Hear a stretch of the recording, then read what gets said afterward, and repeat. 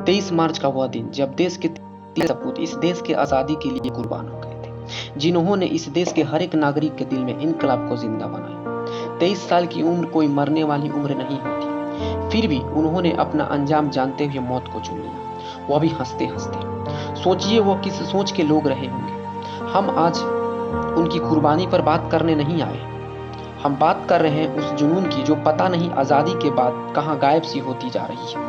आज़ादी का मतलब किसी जमीन के टुकड़ों की आज़ादी नहीं होती, बल्कि उस सोच से आज़ादी होती है जिसकी सीमाओं में आपको बांध रखा है। हम वह जनरेशन है जो अपने हिस्से की जमीन उन लोगों की कुर्बानियों के बाद हासिल की है जिनको हमने कभी देखा ही नहीं, बस उनके बारे में सुना है। हम भावना पर जीने वाले लोग हैं। भारत की आज़ादी कोई इवेंट नहीं बल्कि एक जिम्मेदारी है।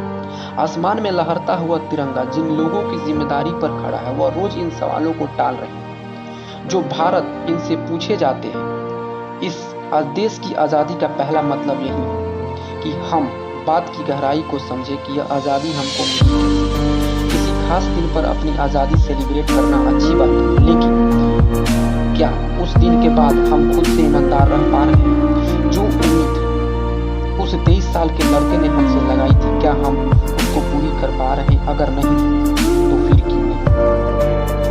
किससे झूठ बोल रहे हैं? सोच कर देखिएगा, अगर आज भगत सिंह आपके सामने आकर खड़े हैं और आपसे पूछे कि मेरे सपने का भारत बन गया, क्या जवाब होगा आपके पास? क्योंकि इस जनरेशन ने आज़ादी पाई नहीं है, उसे विरासत में मिली, और विरासत में मिली हुई चीज़ों का मोल समझाना पड़ता है।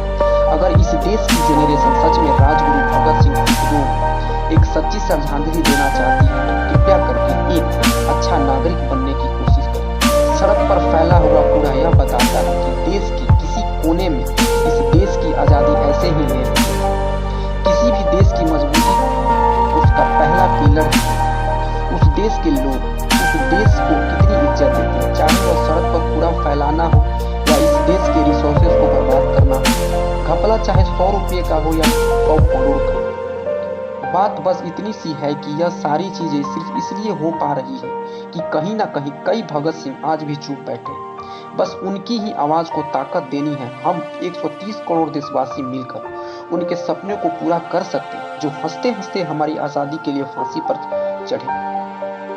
तो बस उस संकल्प की जाए जहां इस देश के विकास में खुद को एक अपॉर्चुनिटी समझे, ना कि अधिकारों की लड़ाई में अपनी जिम्मेदारी को भूलकर बस शोर शराबे में इनकलाब को दबा दे। जो ना जाने भगत सिंह जैसे कितने क्रांतिकारियों ने कदम उठाए।